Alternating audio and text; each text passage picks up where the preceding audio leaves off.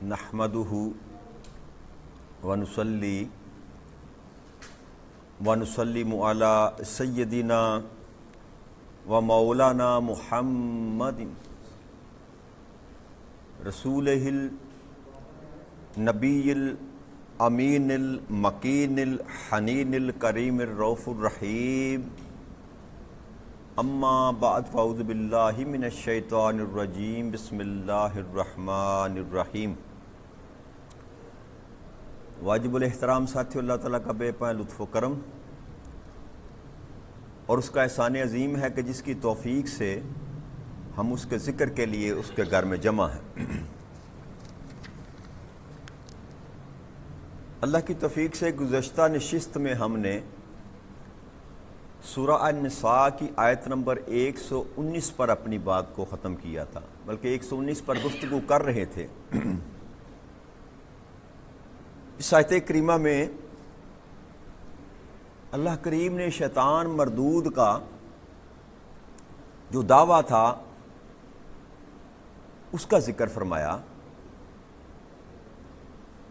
کہ اس لعین پر جس پر میں نے لعنت کی، شیطان مردود، تو اس نے یہ رب کریم سے کہا کہ مولا میں تیرے بندوں میں سے ضرور معین حصہ جو ہے وہ لوں گا، اور پھر میں کروں گا کیا؟ میں انہیں ضرور گمراہ کروں گا ایک، اور ضرور انہیں غلط امیدیں دلاؤں گا، اور ضرور انہیں حکم دیتا رہوں گا سو وہ یقیناً جانوروں کے کان چیریں گے،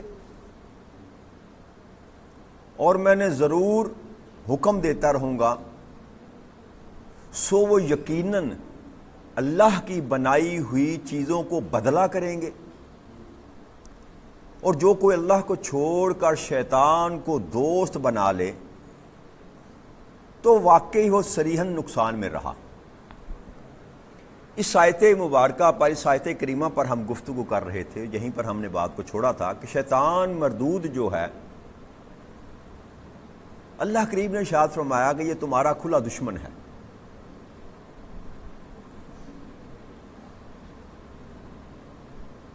اس نے پہلا دعویٰ یہ کیا کہ میں انسان کو گمراہ کروں گا۔ اس پر ہم نے گفتگو کی تھی کہ گمراہ کرنا کیا ہوتا ہے، کہ اللہ کے رستے سے ہٹا کر کسی اور رستے پر ڈال دینا، اللہ کے رسول کے رستے سے ہٹا کر کسی اور رستے پر ڈال دینا، اس کو کہتے ہیں گمراہ کرنا۔ یعنی کہ جو رستہ ہے وہ آپ کی آنکھوں سے اوجھل کر دینا۔ اس کو یوں سمجھ لیجئے کہ جس رستے کا ذکر رب کریم نے ہمیں پہلے سکھلایا، اہدنا الصراط المستقیم،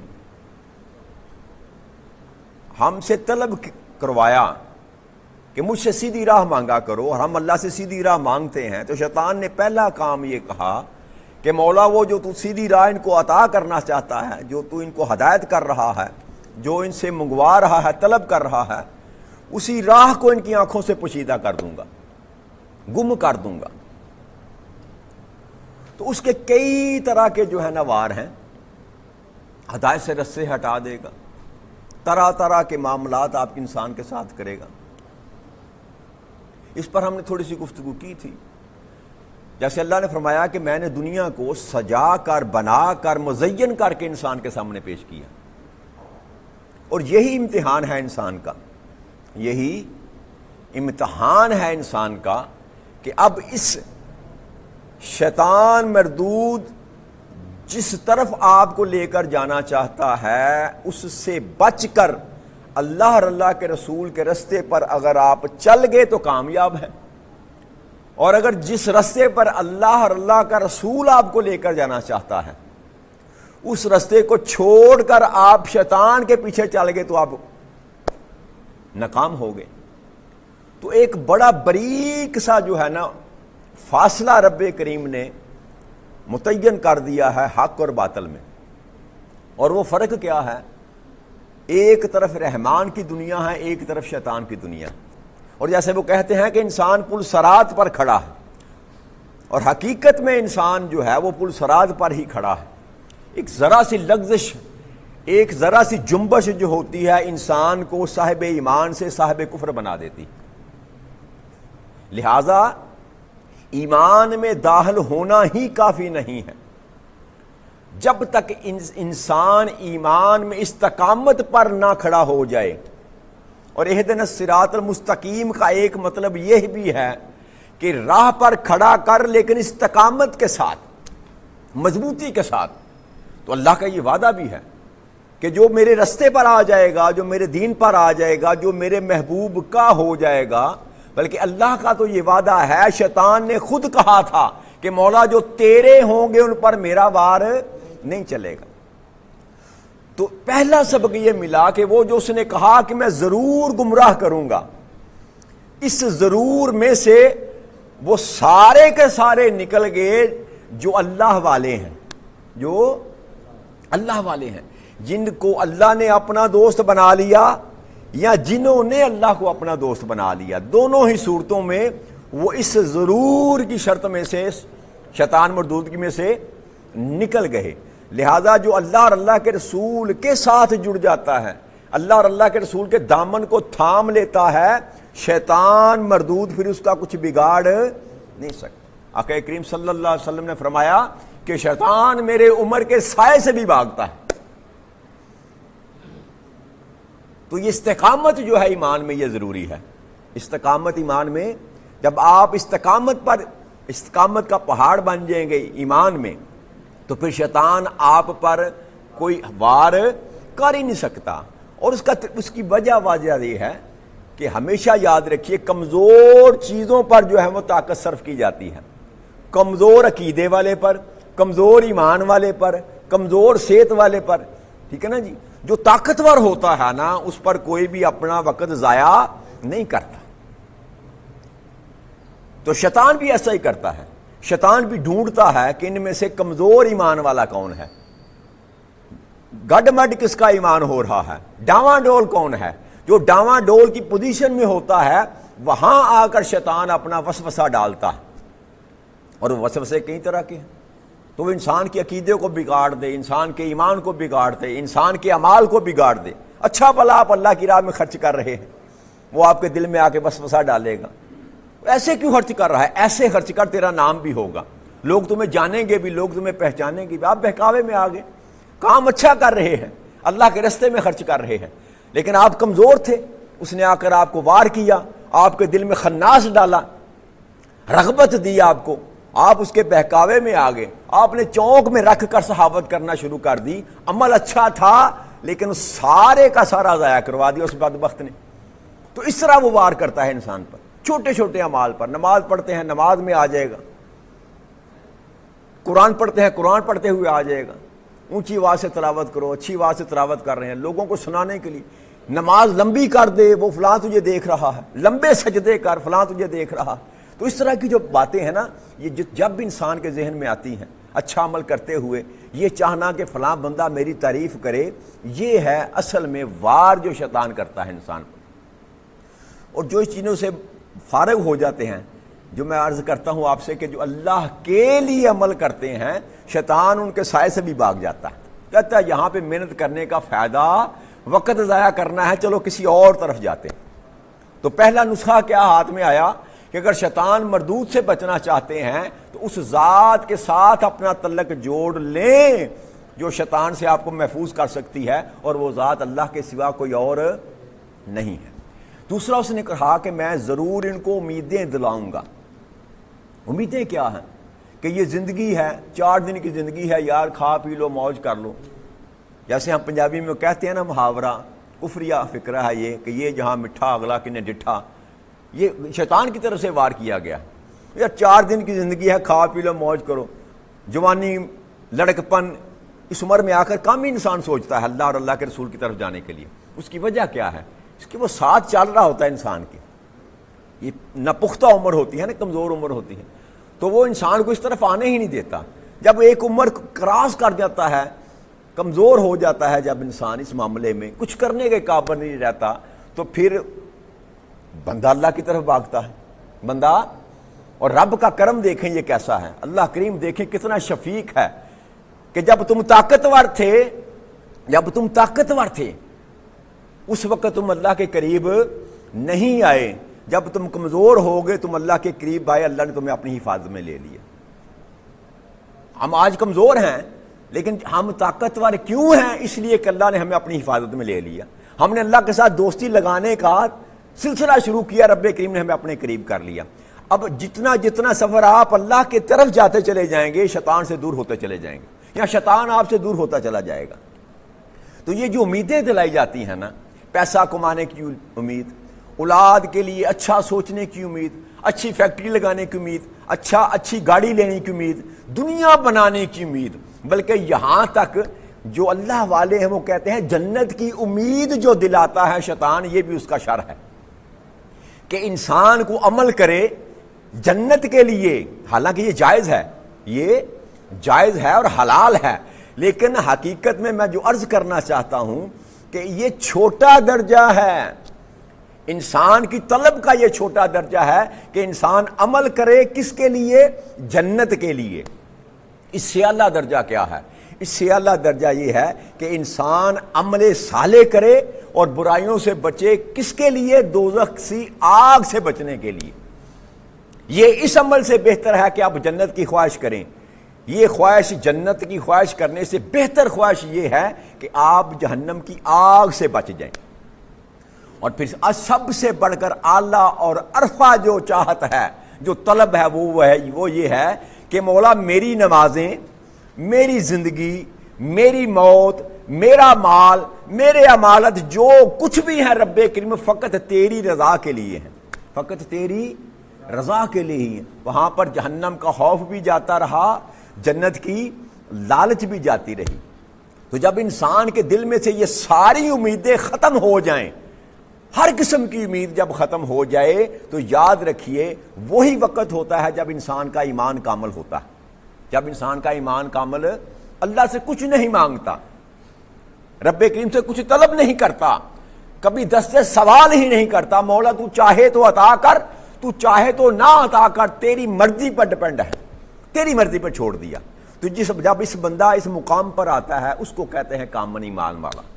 یہ جتنے اولیاء کرام آپ دیکھیں، صوفیاء کرام، آقا کریم صلی اللہ علیہ وسلم کے اصحاب رسول سے لے کر آج تک جتنے اولیاء کرام کی زندگی پڑھ کر دیکھ لیں، کبھی سوال نہیں کیا، ساری کی ساری زندگی اللہ کے لیے وقف کر دی، دنیا کی طرف نہ نگاہ اٹھا کر نہ دیکھی، بلکہ اللہ کریم سے آخرت بھی نہیں مانگی، اس پر چھوڑ دیا، مولا تیری مرضی، تو چاہے تو جنت میں پھینک دے، جنت بھی تیری ہے، تو چاہے تو دوزخ میں پھینک دے، دوزخ بھی تو تیری ہے، مرضی تیری ہے۔ تو جب اس مقام پر انسان پہنچتا ہے اسی کو اللہ کا دوست کہتے ہیں، وہی اللہ کا دوست ہوتا ہے۔ تو امیدیں جب ٹوٹ جائیں، امیدیں دنیا کی امیدیں جب ٹوٹ جائیں تو انسان شیطان کے ضرر سے بچ جاتا ہے۔ تیسری بات اس نے کی کہ میں ضرور ان کو حکم دوں گا کہ یہ جانوروں کے کان چیرا کریں گے۔ یہ ایک خاص رسم تھی عرب کے معاشرے میں نا، کہ اونٹنی جو تھی نا، اونٹنی وہ جب 5 بچے جنم دیتی تھی، 5واں بچہ اور وہ نر ہوتا تھا یعنی کہ اونٹ ہوتا تھا، تو اس میں رواج تھا ان کے دور میں یہ کہ اس اونٹنی کو چھوڑ دیا جاتا تھا، نہ اس پر کوئی سامان لاتے تھے، نہ اس کا دودھ دوتے تھے، کوئی کام نہ اس سے لیتے تھے، بس وہ کھلی چھوڑ دیتے تھے، جہاں اس کا دل کرتا جہاں سے مرضی کھاتی، جہاں سے مرضی پیتی، کو روکتا، وہ متبرک ہو جاتی، وہ کیا متبرک ہو جاتی، اس کو بحیرہ کہا جاتا تھا، عربی لغت میں زبان میں بحیرہ کہا تھا۔ اور یہ شیطان مردود نے ان کے سینے یہ بات ڈال رکھی تھی کہ اب یہ متبرک ہو چکی ہے، یہ بتوں کے نام اس کو منسوب کر دیا گیا ہے، لہٰذا نہ تم اس کا دودھ پی سکتے ہو نہ اس پر سواری کر سکتے ہو۔ تو اللہ ان کا پھر کان چیر دیا جاتا، نشانی لگائی جاتی تھی تاکہ یہ پتہ چل جائے، اگر کسی کی جگہ پر جا کر وہ کسی کے باغ میں، کسی کے کھیت میں اگر وہ منہ مار دے تو کوئی اس کو نقصان نہ پہنچائے، کیونکہ یہ متبرک ہے، اس کا کان چیر دیا جاتا تھا۔ تو یہ بھی شیطانی عمل ہے، یہ بھی نشان زدہ کر دینا، کسی چیز کو متبرک بنا دینا، اس سے استفادہ حاصل نہ کرنا، رکھ دینا، اس کو ہاتھ نہ لگانا، اس کو ہاتھ نہ لگانا، اس طرح کی باتیں۔ پھر اللہ نے فرمایا اور یقیناً اللہ کی بنائی ہوئی چیزوں کو بدلہ کریں گے، اللہ کی بنائی ہوئی چیزوں کو یہ بھی بڑا قابل غور جو ہے نا اللہ کریم کی طرف سے آیت کریمہ کا ٹکڑا ہے کہ اللہ کی بنائی ہوئی چیزوں کو بدلنا، تغیر الخلق اللہ، جو اللہ نے بنایا اس کو بدلنا، اس کو بدلنا۔ اب ذرا غور سے سنیے گا اس بات کو۔ آج ہم دھیان نہیں کرتے کہ اللہ کریم نے شکل عطا فرمائی، جیسی بھی دی، یہ اس کی مرضی ہے نا، کسی کا ناک چھوٹا ہے، کسی کا بڑا ہے، کسی کا رنگ کالا ہے، کسی کا سفید ہے، ایسا ہی ہے نا، مختلف شکلیں ہیں۔ تو انسان پر یہ پابندی لگا دی گئی کہ اللہ نے جو بھی تیری شکل واضح کی ہے تو اس شکل کو تبدیل نہیں کر سکتا۔ آقا کریم صلی اللہ علیہ وسلم حضرت علقمہ بیان کرتے ہیں کہ حضرت عبداللہ بن مسعود رضی اللہ تعالیٰ عنہ اور ایسی عورتوں پر لعنت کی جو اپنے جسم پر گدواتی ہیں، یہ جو نشان زدہ کرتے ہیں نا جسم پر، پھول کھدوانا، ٹیٹو وغیرہ جس کو ٹیٹو کہتے ہیں آج کل، یہ نشان زدہ کرنا اپنے جسم کو، ایسی عورتوں پر لعنت لیا کرتے تھے۔ اور دوسری جو اپنے بال اکھاڑتی ہیں، جسم میں سے بال اکھاڑنا، یہ جو پلکنگ کی جاتی ہے، ہم اس کو معمولی سمجھتے ہیں، یہ جہنم میں جانے والے اعمال ہیں۔ جس پر آقا لعنت فرما دیں، آقا کریم صلی اللہ علیہ وسلم جس پر لعنت فرما دیں، وہ اللہ کی رحمت سے دور ہوگا کہ نہیں ہوگا؟ میں نے لعنت کا آپ کو مطلب بتایا تھا، لعنت کا مطلب ہے اللہ کی رحمت سے دور ہو جائے، اللہ کی رحمت سے۔ تو جس پر اللہ لعنت کر دے یا اللہ کا رسول لعنت کر دے، اس میں کوئی شک والی بات باقی نہیں رہتی کہ وہ اللہ کی رحمت سے دور ہو جائے گا۔ تو جو اللہ کی رحمت سے دور ہو جائے گا، جہنم اس کا مقدر بن جائے گا۔ لہذا یہ بالوں کو اکھاڑنا، جسم میں سے بالوں کو اکھاڑنا، ایسی عورتوں پر بھی لعنت فرمائی۔ اور پھر دانتوں کے درمیان میں سے جھریاں بنانا، خوبصورتی کے لیے دانتوں کو ٹھیک کروانا۔ ایک ہوتا ہے، اس میں فرق محسوس کیجئے گا، کچھ ایسے ہوتے ہیں دانت انسان کے ٹیڑھے میڑے ہوتے ہیں، قدرتی طور پر نقص ہے، پیدائشی نقص ہے، دانت ٹیڑھے میڑے ہیں، آگے پیچھے ہیں، جن کو آج کل دانتوں کو کیا کہتے ہیں، بریسلٹ لگاتے ہیں، اس کے ذریعے سیدھے کیے جاتے ہیں۔ یہ جائز ہے، یہ جائز ہے۔ ایک بدنما یہ ہے سی جو قدرتی طور پر آپ کی پیدائش کے وقت سے ہے، تو اس کو درست کرانا جائز ہے۔ لیکن محض اچھے بھلے دانت ہیں آپ کے، اور ان کو لوگوں کو خوش کرنے کے لیے میں زیادہ خوبصورت نظر آؤں، اس میں سے صفائی، جریاں ڈلوانا، علیحدہ علیحدہ دانت کرنا، ان کی کانٹ چھانٹ کروانی، خوبصورتی لگنے، یہ حرام ہے۔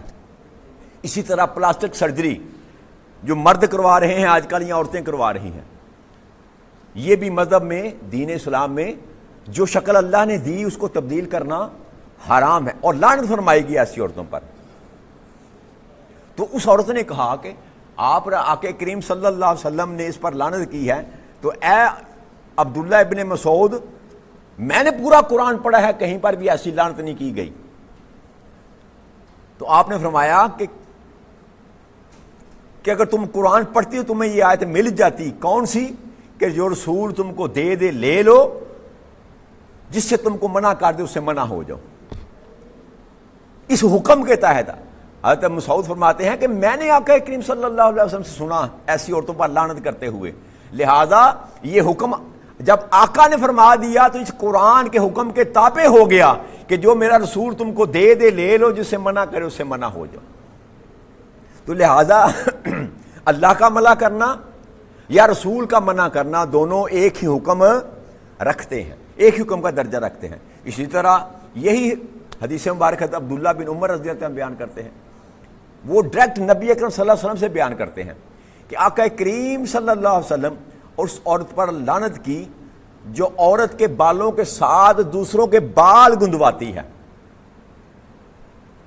عورت کے بالوں کے ساتھ دوسرے بال یہ وگ لگانا، اپنے بالوں کو بڑا کرنے کے لیے دوسرے آرٹیفیشل بال، کسی اور عورت کے بال وہ ساتھ ملانا، یہ بھی ناجائز ہے، یہ بھی ناجائز ہے بلکہ حرام ہے۔ جسم کو گدوانے والی عورت، اس پر اللہ کے محبوب نے لعنت کی ہے، اور یہ حدیث مبارک صحیح بخاری میں بھی ہے، صحیح مسلم میں بھی ہے، سنن ابی داؤد میں ہے، سنن ترمذی میں ہے، سنن نسائی میں ہے، سنن ابن ماجہ میں ہے، معجم الکبیر میں ہے، سنن کبری البیہقی میں ہے، مسند حمیدی میں ہے، مسند احمد بن حنبل میں ہے۔ اتنی تعداد میں یعنی کہ کتابوں میں یہ حدیث نقل کی گئی کہ ایسی عورت جو دوسروں کے بال اپنے بالوں میں گندواتی ہے اس پر بھی آقا نے لعنت کی، اور جو جسم میں گندواتی ہے، اپنے نقش و نگار کرتی ہے، ٹیٹو جو بناتے ہیں، یہ حکم مرد اور عورت دونوں کے لیے ہے۔ آپ اپنے جسم پر کوئی نقش نہیں بنوا سکتے، لہذا ان سے پرہیز کیا کریں۔ اور اسی طرح اس میں اگر تھوڑا سا اور ڈیپلی چلے جائیں تو داڑھی کا منڈوانا بھی اسی میں شامل ہے، لیکن تھوڑا سا سخت فتویٰ ہے، یہ تھوڑا سا سخت فتویٰ ہے کہ اللہ کریم نے داڑھی دی مرد کو، جی جو بال غیر ضروری تھے نا مرد کے وجود میں، اس کا حکم دیا اس کو اتار دو، اس کو نہ اتارنا گناہ ہے۔ ایسی بات ہے کہ نہیں؟ اب یہ فتویٰ اس لیے نہیں میں دے رہا کہ ضرور داڑھی رکھیں، لیکن بتانا چاہتا ہوں کہ یہ جو آپ کے چہرے پر رب کریم نے بال اگائے ہیں، یہ آپ کی داڑھی اور یہ مونچھیں، ان کا کچھ سبب تو تھا نا۔ اگر اللہ کو آپ کلین شیف ہی اچھے لگتے ہیں، بغیر داڑھی اور مونچھ کے اچھے رکھتے ہیں، تو عورتوں کو انہوں نے دی اللہ کریم نے داڑھی اور مونچھ، ہی نہ دی، آپ کو بھی نہ دیتا، آپ کو بھی نہ دیتا۔ تو اس کا مطلب یہ ہے کہ یہ جو داڑھی اور مونچھ اللہ کریم نے آپ کو عطا کی ہے مرد کو، اس کے پیچھے کچھ تو اللہ کی خواہش تھی نا۔ اور پھر یاد رکھیے گا 1,24,000 کم و بیش پیغمبر اور انبیاء کرام آئے، سب کی داڑھی تھی، سب کی داڑھی تھی۔ یہ بعد میں کیسر و کسرا کا جو معاملہ تھا نا، یہ عیسائی انہوں نے یہ کلین شیو کرنا شروع کیا، ورنہ اس سے قبل کلین شیو کا رواج نہ تھا۔ لہٰذا ایمان والے کو جو نبی اکرم صلی اللہ علیہ وسلم کی سنت سمجھ کر ہی رکھیں، نبی اکرم صلی اللہ علیہ وسلم کی سنت سمجھ کر ہی رکھیں کہ یہ میرے اور آپ کے محبوب کے چہرے پر یہ سجی ہوئی تھی۔ لہٰذا جو ذرا کامن ایمان والے ہیں وہ کہتے ہیں کہ داڑھی کا منڈوانا جو ہے یہ بھی حرام ہے، یہ بھی حرام ہے۔ پھر عورتوں کی طرح چٹیا کرنا، یعنی کہ اللہ نے اچھا بڑا آپ کو مرد پیدا کیا، اچھا بڑا مرد آپ کو پیدا کیا، ایک علیحدہ آپ کو سٹرکچر دیا، ذبائش کرنے کا طریقہ بھی اللہ کریم نے علیحدہ آپ کو دیا، اور یہ ساتھ ہی حکم دیا کہ عورتوں کی طرح نہیں، عورت کو علیحدہ اللہ نے پیدا کیا۔ تو جو لوگ جو مرد جو ہیں جو عورتوں کی طرح اپنی شکل بنا لیتے ہیں، جیسے آج کل وہ چل رہا ہے نا، ایک میں دیکھتا ہوں ماشاءاللہ ہر دوسرے گھر میں یہ وہ سر میں وہ ڈالتے ہیں ایسے کر کے، وہ کیا کہتے ہیں اس کو یار مجھے نام بھی نہیں آتا، وہ کلپس ایسے بنا ہوا ایسے کر کے نا بالوں کو پیچھے کھینچ، وہ لڑکیاں پہنتی تھی پہلے، ہیئر کیچ کہتے ہیں اس کو، وہ لڑکیاں پہنتی تھی نا، اب ہر دوسرے لڑکے نے پہنا ہوا ہے۔ تو یہ مشابت جو ہے نا، عورتوں کی مشابت کرنا یہ بھی حرام ہے، عورتوں جیسے کپڑے پہننا یہ حرام ہے، عورتوں کی طرح بال بنانا، یہ جو پونی کرنا یا جنہوں پنجابی جی گوتاں دینے، یہ بھی یاد رکھیے گا یہ شرعن حرام ہے۔ اور اسی طرح اس کے مخالف عورتوں کے لیے مردوں کی مشابت کرنا یہ بھی حرام ہے۔ اللہ کریم نے تخلیق کیا عورت کو اور لمبے بال عطا کیے اس کو، مرد جتنی مرضی کوشش کرے اتنے عورت کے جتنے لمبے بال نہیں ہو سکتے، اللہ نے حسن دیا عورت کو۔ تو اب جو کٹواتی ہیں، بوائے کٹ کراتی ہیں، تو یہ اس طرف ان کی طرف گناہ ہے۔ لہذا جو حدود اللہ اور اللہ کے رسول نے قائم کر رکھی ہیں ہمیں اس پر چلنا ہے۔ بھائی ذبائش کرنے کے بڑے اور طریقے ہیں، اچھے بال بنائیں، خوبصورت بال بنائیں، ٹھیک بھائی لوشن لگائیں، کریم لگائیں، یہ جائز ہے، اس میں کوئی اس میں بات نہیں، لیکن یہ جو آرٹیفیشل خوبصورتی ہے نا، آج کل تو اللہ ماشاءاللہ دلہا بھی بن کے آتا ہے بیوٹی پارلر سے، جی سمجھ نہیں آتی کہ یہ جس کو دیکھ کر گئے تھے یہ وہی لڑکا یا کوئی اور، نکاح والے دن وہ لڑکا نہیں ہوتا جس کو سسرال والے دیکھ کے جاتے ہیں، نہ وہ لڑکی ہوتی ہے جس کو سسرال والے دیکھ کے جاتے، بدلا ہوا ہوتا ہے۔ تو یہ سارے کے سارے امر جو ہیں یہ غیر شرعی ہیں، یاد رکھیے۔ آپ کو جو حسن اللہ نے عطا کیا ہے اس پر کیا آپ خوش نہیں ہیں؟ اللہ کی بنائی ہوئی تخلیق پر ہم خوش نہیں ہیں تو پھر کیا؟ لہٰذا یہ چہروں کو بدلنا، عورتوں جیسے معاملات کرنا، عورتوں جیسے رویے اپنانا، عورتوں جیسے اپنے معاملات کو کرنا، یہ حرام ہے، شریعت محمدی میں حرام ہے۔ لہٰذا پہلی تو کوشش یہ کریں کہ ایسے تمام اعمال سے دور رہیں۔ فیشن کے نام پر یہ ادھر سے دارہ ہے نا، دوسری نسلوں میں سے، دوسری قوموں میں سے ہماری طرف آ گئے، لہٰذا ان سے پرہیز کیا کریں، ان سے پرہیز کیا کریں، کیونکہ یہ آپ کے لیے نقصان دہ ہے، یاد رکھیے۔ آج آپ کو سمجھ نہیں آئے گی، کیوں کہ آج شیطان مردود نے آپ کو وہم میں ڈال رکھا ہے، لیکن جب اللہ کے پاس جائیں گے نا تو یہ شیطان مردود وہاں انکار کر دے گا. اس نے کہا تھا میرا تجھ پر کون سا زور ہے, میں نے تو فقط تم کو کہا تھا, مجبور کیا تھا, میں نے تم کو دعوت دی تھی, تم نے میری دعوت قبول کر لی, بات ختم. تو اس دن وہ بری ذمہ ہو جائے گا, سارے کا سارا نقصان جو ہے وہ انسان کا ہوگا, وہ پھنس جائے گا اللہ کی نہ مان کر اور شیطان کی مان کر. لہذا جس چیز میں آپ کو مزہ ہی نہیں, فائدہ ہی نہیں ہے, بھئی آپ بال بڑے کر لیں, ہیئر کیچ لگا لیں, عورتوں کی طرح کانوں میں بالیاں پہن لیں, ٹھیک ہے نا جی, تو یہ ریشم کا کپڑا کیوں حرام کیا قرار دیا گیا؟ اور دوسری طرح عورت کے لیے زبائش کو اللہ کریم نے جائز اور حلال قرار دیا, لیکن وہ بھی فقط اپنے مرد کے لیے, فقط اپنے زوج کے لیے, اپنے خامد کے لیے.